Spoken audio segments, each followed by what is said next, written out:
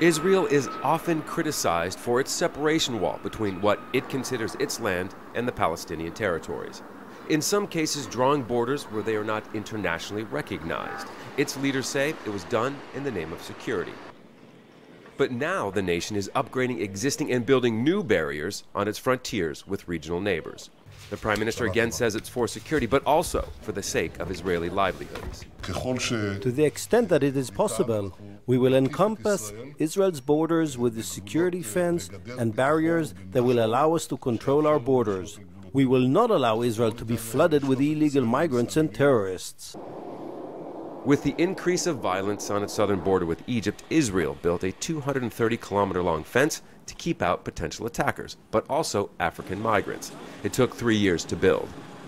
Facing a refugee crisis, Hungary and Romania are looking into building similar security fences, using Israel's southern border as an example. But now the country is focusing eastward, breaking ground on a new border fence a month ahead of schedule. The first phase will take a year to complete.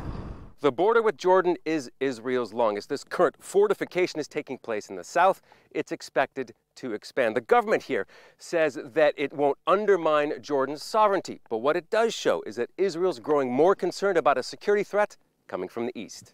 In the 70s, there were a period that there were infiltrations from Jordan into Israel, from the East Bank to the West Bank, and from there to Israel. And there were terror attacks. So Israel fears that this thing will resume. Many say a physical barrier alone won't prevent attacks. There still needs to be a focus on maintaining and improving regional relationships.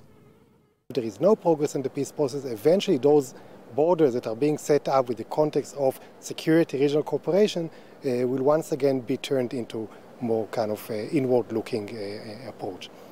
And without that cooperation, some feel, those walls and fences could be viewed more as Israel sealing itself off from the region rather than protecting its borders.